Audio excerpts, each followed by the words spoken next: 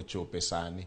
Gima timore gi budgeting, kawa mes kawuono, ok wane tabuno kawuono. Tabuno biro kiny kata orucha.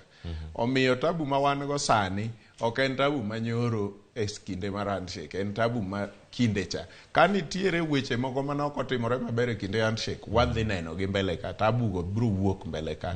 To seche ma wantiere ni to tabu ma wan go gin corruption. Sama leo wang'iyane kawuono, ne wawacho ni wadwa pidho eka milion achiel e Galana Kulalu. Magi nonengo bed ni keto Kenya e okang' mar bedo gi chiemo moromo jo Kenya te. Ne watimo ang'o e Galana Kulalu?